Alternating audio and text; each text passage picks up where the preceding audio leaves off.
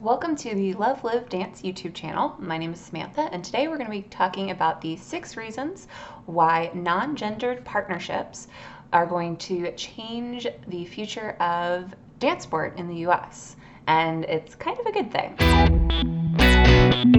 So for those of you that maybe missed the announcement or aren't familiar, on September 14th of this year, the NDCA, the National Dance Council of America, announced that beginning September 23rd of 2019, a couple will be defined in Section 2A, 6A of the NDCA's Rules and Regulations as a leader and follower without regard to the sex or gender of the dancer. Accordingly, beginning on the same date, September 23rd, 2019, same-sex or gender-neutral couples will be able to compete with opposite-sex couples in all dance genres, including championships, competitions, and events sanctioned by the NDCA. So that's the rules change, and let's get into the 6 reasons why I think this specific change is going to dramatically impact the future of dance sport in the US. Reason number 1. It's pretty obvious, it's self-explanatory. It increases representation and inclusivity in our events, which is so important. I think it goes without saying that the community of dance is wide and diverse and varied.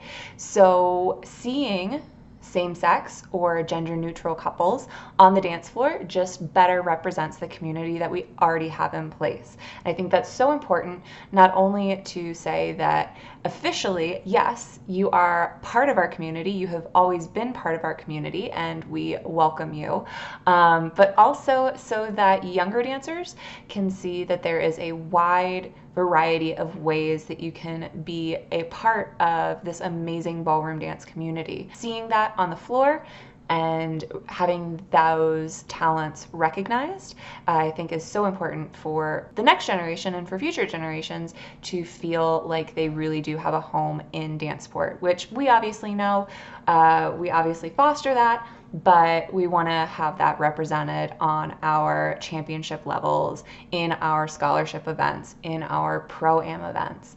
We want to make sure that we are equally representing all communities possible. The reason number 2 why this is going to change the future of dance sport is it will hopefully destigmatize learning both roles as an individual.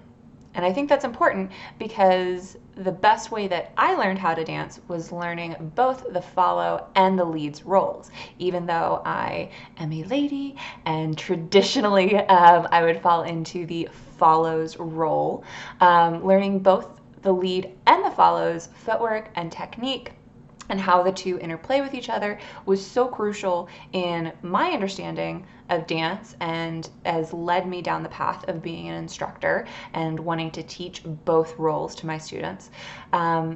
It has increased my ability as a follow to understand and to kind of keep an eye out or an ear out or just a body feel out for the lead signals. And when I'm leading, my understanding as a follow really helps me communicate with whomever I'm leading in a way that hopefully, it's not always perfect, but hopefully gets exactly what I'm intending across to my partner. And I think historically, there's been a little bit of a stigma against men learning the follows roles or the women learning the leads roles, as that's outside of the bounds of what their role in the partnership is meant to be, which has really been detrimental to a lot of couples and students that I've worked with. So having lead and follow be gender neutral terms, having them be degendered on a competition level, I think is really going to help encourage students that are wanting to take their dancing to the next level have the freedom to dance and learn both sides of the partnership, which again is just so important across the board.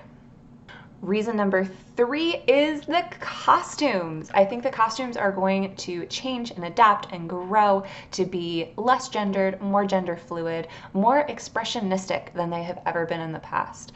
I think this has to change as a result of the partnerships changing. There is still a lot of language, especially in the youth sport rules and regulations, that has very specific gender costumes. So I think that just across the board is going to have to change. And I also think the expression that we're seeing in ballroom dance costumes is going to adapt and change and grow as a result of this. I cannot wait for the Billy Porter dressed in Christian Siriano clothing moment to happen at an NDCA event. And I so look forward to how creative designers are going to become as a result of gender neutral partnerships. Reason number 4 is that hopefully this will lead to conversations about gender stereotypes in lead and follow, and maybe possibly removing or changing those stereotypes as we move into the future of dance sport. We alluded to it in our reason number 2, which was destigmatizing lead and follow roles and learning both. But right now, whether we like it or not, there are incredibly large gender stereotypes that are baked into the lead and follow roles, respectively. So moving towards a non-gender partnership will hopefully make us more aware of those stereotypes as we're teaching and as we're learning, and maybe change a lot of those stereotypes to be more of a partnership expression rather than a masculine versus feminine expression of the dance. With that, we come to reason number 5, which is that hopefully this will lead to new expression and new curriculum for dance sport in the US. When you switch the roles of the lead and follow, or the genders that are following into those roles, I think we're going to start to come up with a whole lot of different options for expressing our dances. And that might include just at an open level, or at a pro or a high level amateur level, where you break curriculum and you go into more choreography, where that expression might change and adapt and grow, which I'm excited for, but also in a curriculum as well. I think if you only ever have follows solo turns in your bronze, waltz, foxtrot, swing, etc., with the exception of walk around turns or free spins for both couples, I think you will have a lot of leads that feel left out. So maybe taking a closer look at some of our curriculum rules, especially in the American syllabus, and deciding, do we want to add in patterns that both the lead and the follow have the ability to do, and making it more even across the board. I'd be very interested to see 5, 10, 15 years from now if we go to more across the board, these are patterns and they can be done by either role in the partnership, or if we still have very rigid, this is the lead's footwork and this is the lead's patterns, and these are the follows footwork and the follows patterns. I have a feeling that it's going to be a little bit more gray as we move forward. And then finally we get to reason number 6, which is hopefully this change will open the door for more inclusivity across the board.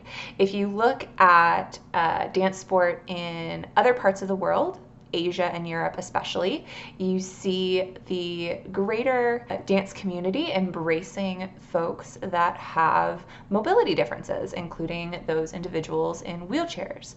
That's not something that's made it to the United States yet, at least not on a grand scale. It's not completely embraced by the NDCA yet.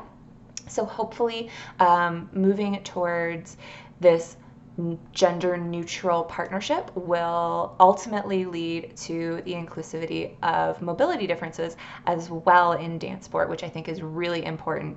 You have amazing groups like the American Dance Foundation, Dance Ability, and Infinite Flow Dance Studio that are all really trying to bring mobility differences in dance to a public consciousness. So hopefully this is step 1 in making sure that everybody can dance. So those were our 6 reasons why non-gendered partnerships will change the future of dance sport and why that's a really good thing. Please let me know in the comment section down below if we missed anything, or if you think that we are completely on base in any of our reasons. Follow us on social media to engage in the conversation further. And please remember to be kind to each other in those comment sections down below.